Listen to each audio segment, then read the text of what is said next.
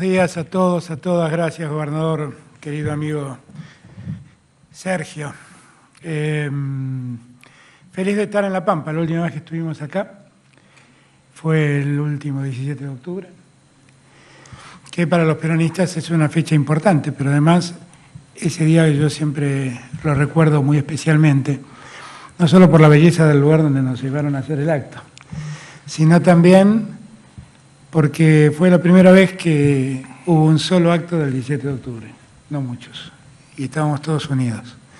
Y fue el prolegómeno de lo que después resultó ser el resultado electoral que logramos en octubre.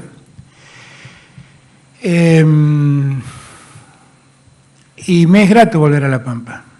La Pampa es una provincia que tiene un privilegio, que hace muchos años que tiene buenos gobernadores y otra vez tiene un gran gobernador. Y que tiene políticas muy claramente establecidas, que se respetan y se cumplen como políticas de Estado. Y eso es lo que logra que La Pampa sea esta provincia un poco diferente, donde está claro que hay definiciones y horizontes a alcanzar que no se alteran, que se sostienen. Los gobernadores y las políticas siguen siendo firmes. Y eso yo creo que para un pueblo es muy importante, porque hace muy previsible a la provincia y además todos saben hacia dónde va la provincia. Y eso yo lo digo como un elogio a La Pampa y a sus gobernantes. Y lo digo con cierta envidia, porque es lo que deberíamos hacer de una vez y para siempre en cada provincia y en el país todo. Ponernos de acuerdo en proyectar un horizonte e ir hacia ese lugar. Yo sé que cuento con vos, Sergio, y sé que cuento con los pampeanos, yo lo sé. Y quiero creer, y estoy seguro que es así, que cuento con la mayoría de los argentinos que en épocas de pandemia han descubierto las iniquidades y las injusticias que en este país existen. Y que en épocas de pandemia muchos de nosotros nos hemos dispuesto a cambiar ese país para hacerlo más justo, más equitativo, más igualitario. Nosotros que abrazamos la política y la abrazamos honestamente, sabemos que la política tiene un contenido ético central y no hay nada menos ético que hacerse el distraído frente a la desigualdad que uno observa, ¿no? Y me parece que esa es la tarea que debemos construir, esa es la tarea que debemos imponernos y la tarea y el objetivo que debemos construir entre todos. Después que todo esto pase, darnos cuenta que no puede haber un país central y un país periférico, que no puede haber un país desintegrado, que no puede haber un país donde algunos disfrutan del puerto y otros padecen su condición mediterránea, que no puede haber un país que concentre la producción en un lugar geográfico y el resto del país le cuesta tanto. Una Argentina integrada supone que el Estado Nacional se vincule de otro modo con las provincias. Y supone también que las provincias se vinculen entre sí de otro modo. Yo vengo a La Pampa sabiendo que hay un histórico reclamo de La Pampa sobre el río Atuel. Me lo dicen los carteles que me esperan en el camino. Y eso es un problema que debemos resolver entre todos, porque el río Atuel no es de una provincia, es de 5. Y el río Atuel es esencialmente de la Argentina.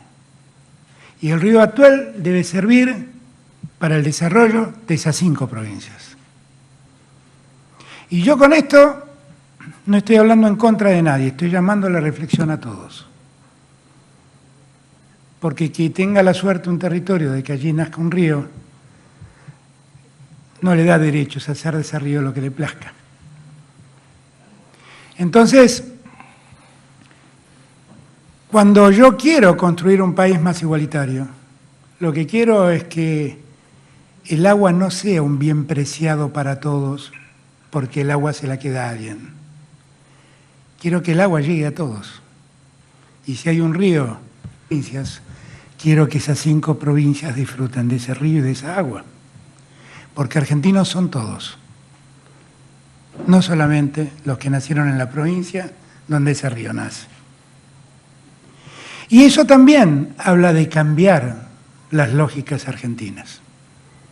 Habla también de integrar no solo, repito, a la nación con las provincias, sino de integrar a las provincias entre sí.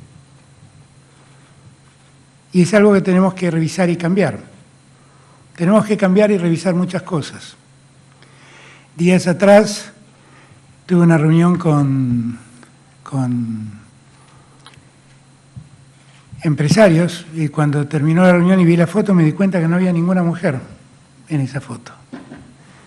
Y ahora falta María Eugenia, que no pudo viajar, pero yo pretendo que en cada acto que hagamos haya una mujer presente para que ocupe el lugar de la mujer.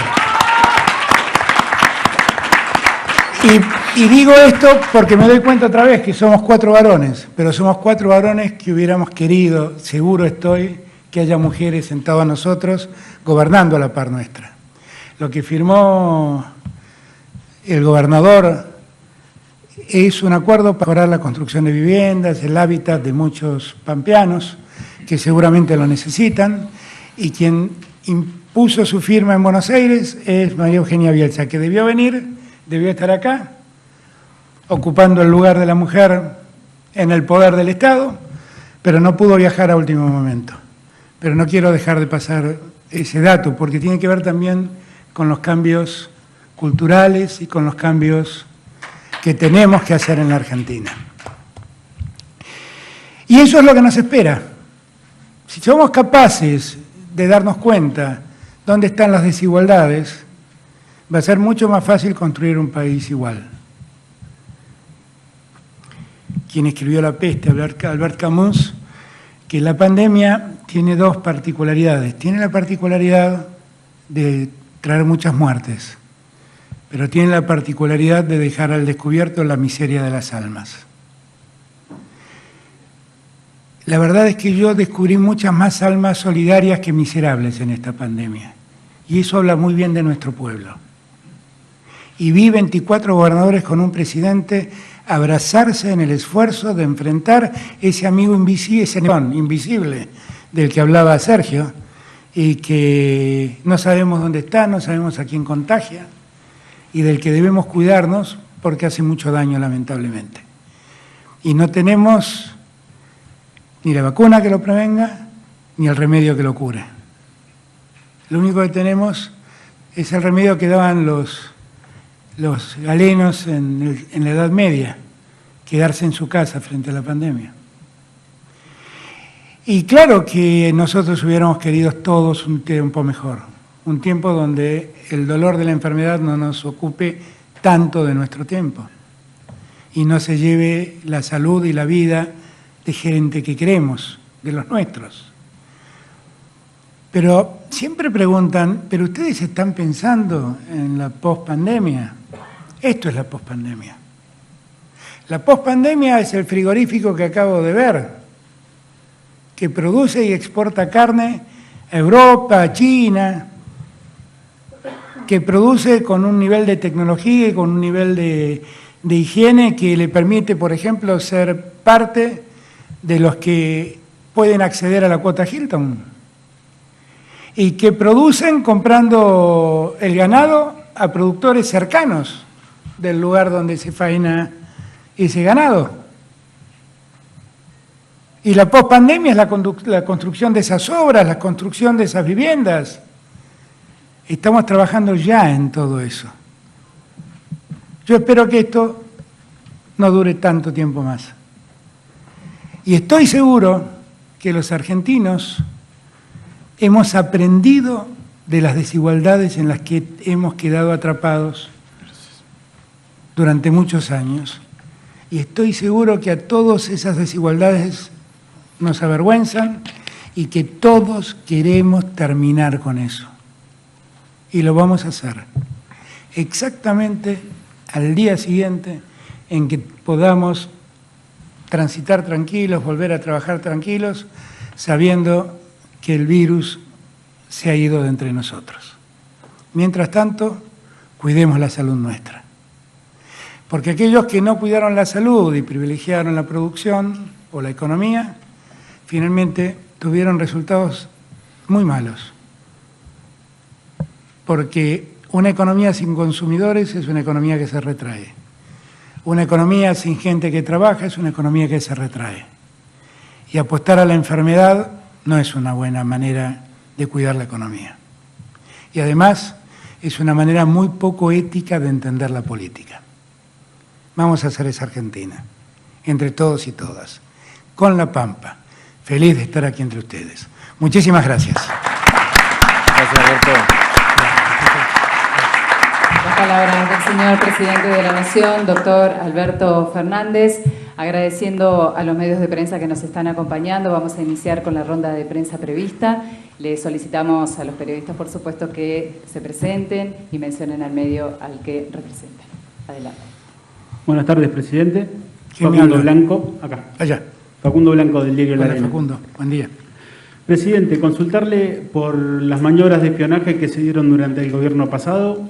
En nuestro país nos tocó muy de cerca. Hubo un senador que era precandidato a gobernador de la provincia y tuvo que bajar su candidatura.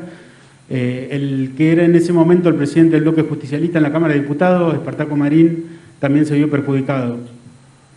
Consultarle si se va a llegar a fondo con las investigaciones y si los pampeanos vamos a saber cuáles fueron la pata política, la pata judicial y la pata periodística que colaboraron con el espionaje, con los espías. Y por otro lado, cortito también, consultarle en este contexto de pandemia si cree que la oposición está a la altura de las circunstancias.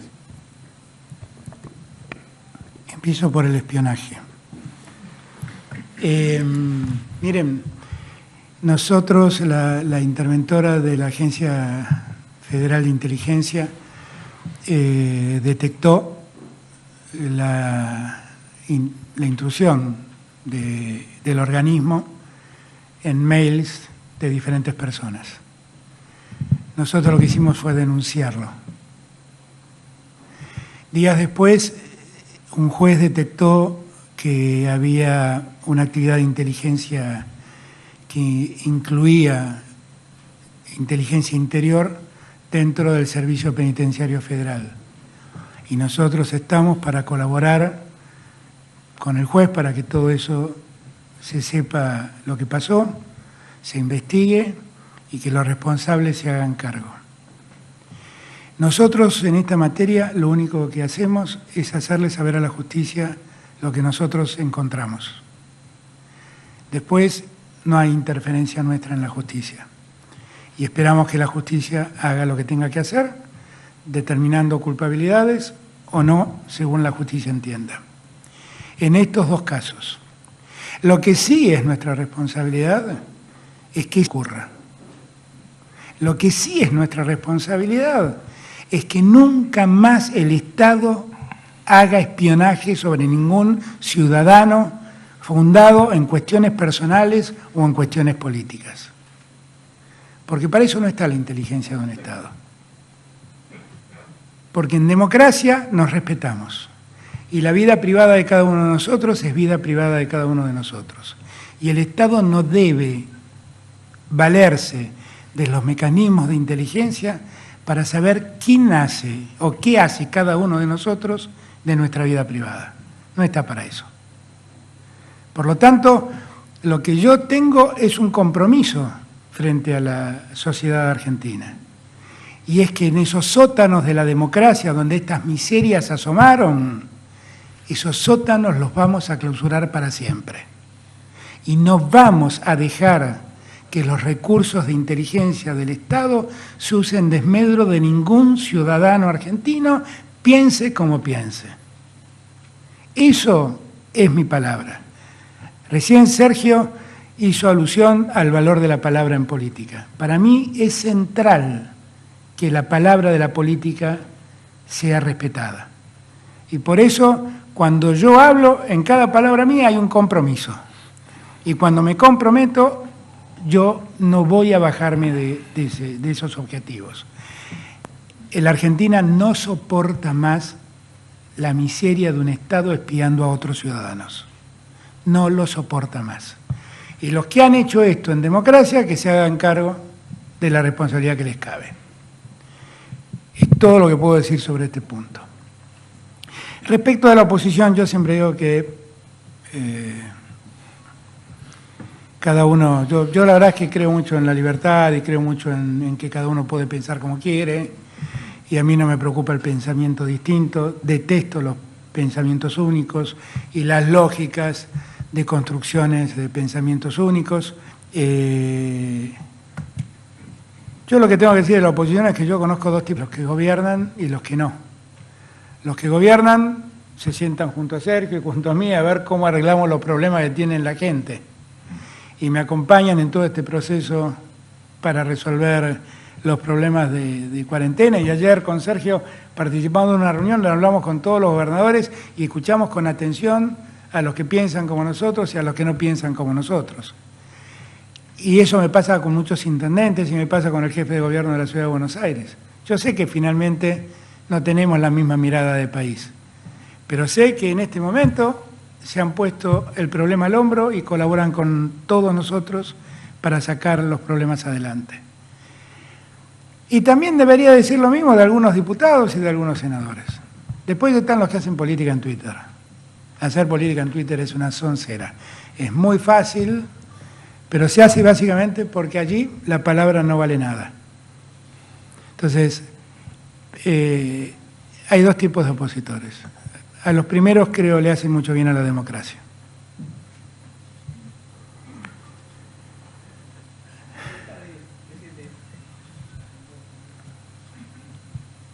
Buenas tardes, presidente. Walter Goñi, soy del Diario de La Pampa.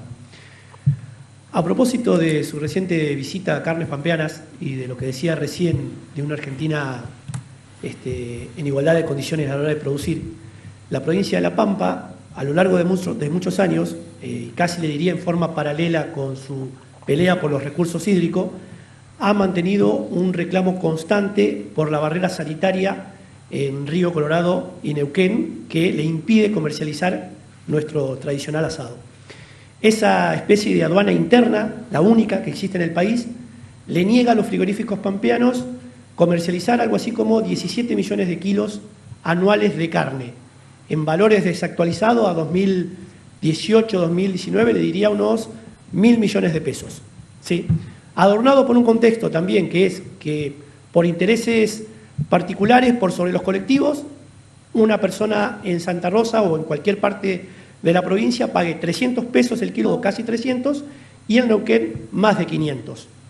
Eso también trae aparejado un comercio ilegal de manera permanente. Todos los días hay noticias sobre secuestro de carne ilegal y el tráfico de carne ilegal, y el riesgo sanitario, por supuesto, que eso trae aparejado. La consulta es, ¿hay chances de que su gobierno pueda revisar esta situación? Y aprovecho otra paralela porque le mencioné a la Atuel. La resolución de ayer implica un freno a la licitación de la obra de Portezuelo del Viento, que es casi inminente.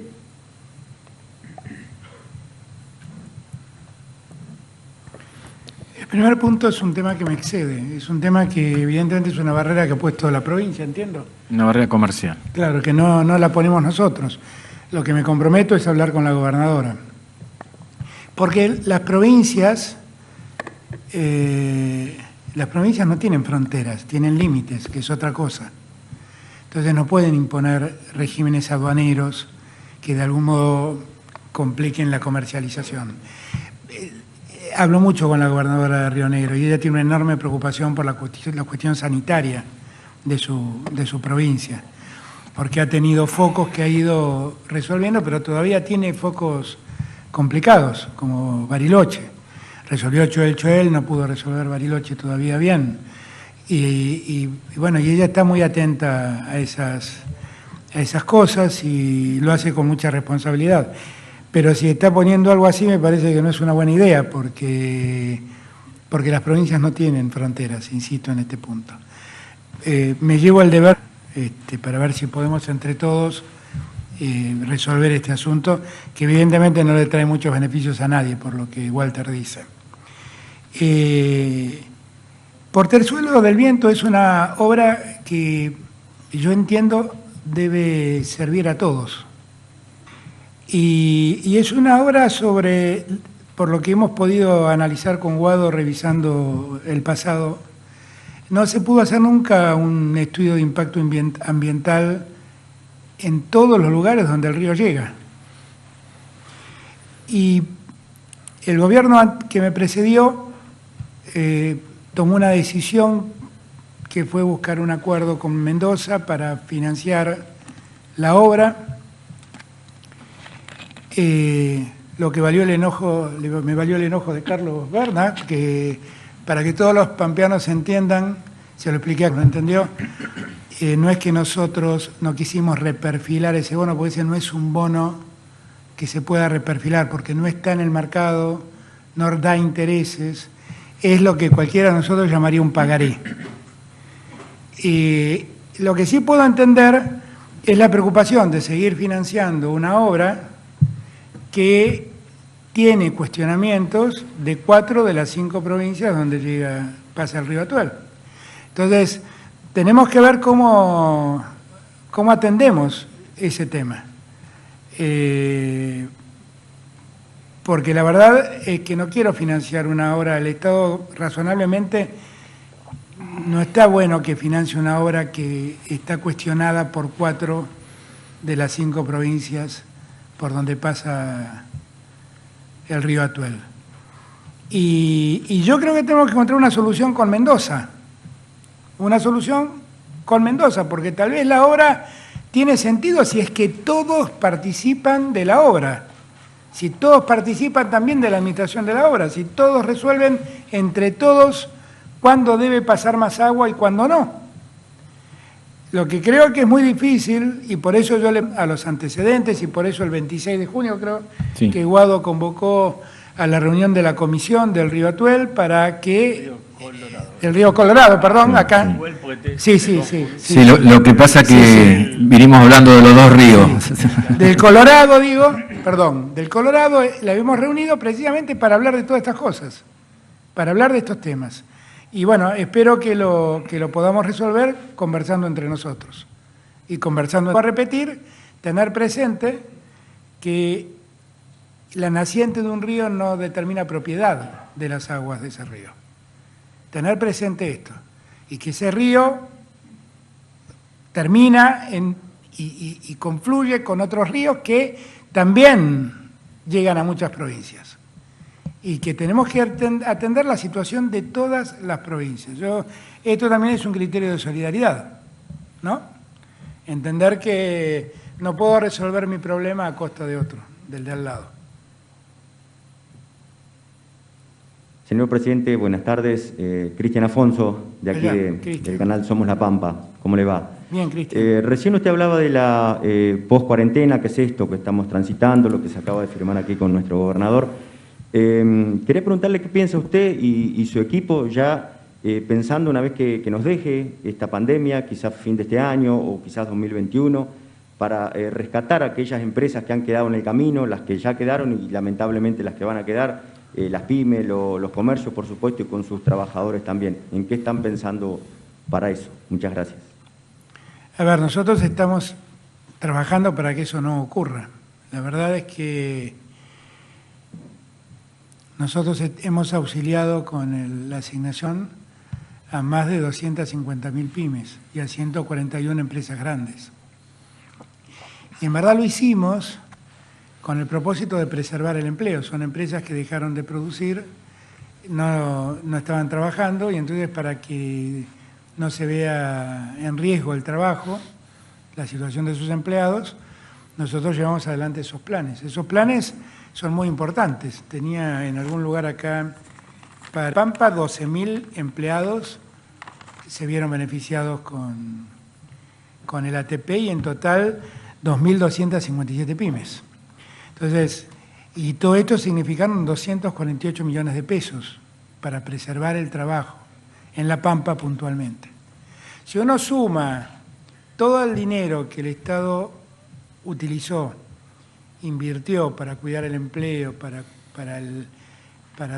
garantizar el ingreso familiar de emergencia, el IFE, para garantizar la tarjeta alimentaria, para garantizar la asignación universal por hijo y todos los planes que existen, que en muchos casos se vieron aumentados. Todo eso significan más de 2,5 puntos del Producto Bruto Interno Argentino. Es un esfuerzo enorme que hemos hecho y que ha servido para que alguna organización internacional sindical reconozca a la Argentina como uno de los 5 países del mundo que en plena pandemia más ha defendido el empleo.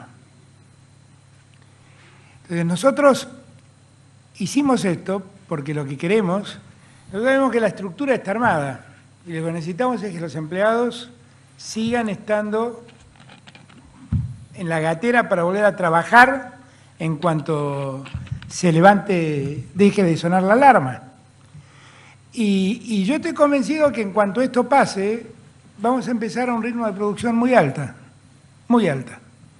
Y estoy convencido que la economía se va a recuperar con cierta velocidad.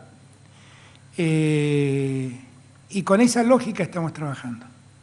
Y vamos a seguir auxiliando a todas las pymes para que en lo posible no cierren y en lo posible no desempleen gente. Seguramente vos me dirás, bueno, pero a muchas pymes no les llegaron. Mira, eso es cierto, porque una de las cosas que dejó al descubierto la pandemia es que la Argentina tiene un nivel de informalidad muy alto. Y muchas veces las pymes tienen registrados a la mitad de sus empleados y a la otra mitad no. Entonces, el auxilio llega para la mitad de los empleados y para la mitad no. Y entonces, esto hace años que pasa en Argentina, no es de ahora, ¿eh? Lo que pasa es que cuando vos querés auxiliarlo, no sabes cómo auxiliarlo porque no lo tenés registrado. Cuando nosotros sacamos el IFE, que es una asignación que estaba destinada a los que no recibían ninguna ayuda del Estado y que el Estado no registraba más que por un documento, nos encontramos, creímos que iban a ser 2 o 3 millones de personas, básicamente monotributistas de las categorías más bajas. Y resultaron ser 9 millones de personas que estaban afuera del sistema.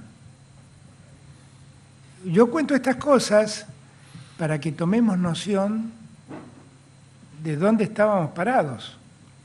Y porque además todos sabíamos que esto pasaba, pero durante muchos años muchos se hicieron los distraídos. Y ahí me viene al recuerdo la última estrofa de Soplando en el viento de Bob Dylan, ¿no? Que se pregunta cuántas veces un hombre puede mirar lo que ve y seguir haciendo de cuenta que no lo ha visto. No podemos más hacer eso, porque nos hemos dado cuenta de lo que nos está pasando. Y esas son cosas que tienen que ver también con ese país igualitario del que hablo, registrar el empleo de todos, para que cuando el Estado quiera ayudar o la sociedad necesita ayuda, todos podamos recibir la ayuda que nos corresponde. ¿Ok? ¿Estabilidad? ¿Sí? Felicitas Bonavita, Canal Cooperativo de Santa Rosa.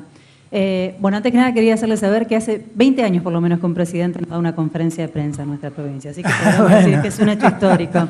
Gracias, el domingo es el Día del felicitas. Periodista, así que quería aprovechar y pedirle que por favor en esa Argentina más igualitaria y más federal nos tengan en cuenta, nos cuesta mucho llegar a las voces de los funcionarios nacionales y me parece que sumar las voces de medios cooperativos, provinciales, comunitarios, es hacer una agenda mucho más inclusiva para todos, no solo para los medios, también para la ciudadanía y para garantizar el acceso a la información. Mi pregunta tiene que ver con la energía eléctrica. Sé que cuando nos sorprendió la pandemia estaban analizando qué había pasado durante el macrismo con los cuadros tarifarios. Bueno, ¿qué descubrieron? Y si existe alguna posibilidad de revisar, estatizar la generación de energía eléctrica y lo que es el transporte de la energía eléctrica, o no es una opción. A ver, yo creo que después de esto vamos a tener que revisar todo, también el cuadro tarifario. Obviamente que eso es así. Y tenemos que analizarlo con otra lógica a la que ocurrió en los últimos años, donde las tarifas volaron, se hicieron insostenibles para muchos ciudadanos, y eso no necesariamente se convirtió en mayor inversión o mejor servicio. Por lo tanto, es algo que nosotros tenemos que empezar a abordar en este segundo semestre, a ver cómo va a ser el cuadro tarifario. En eso es en lo que estamos pensando, en eso sí estamos pensando. Y estamos trabajando con el ministro Culfas, con la gente de Energas, con la gente de la ENRE, estamos trabajando todos para ver esos casos.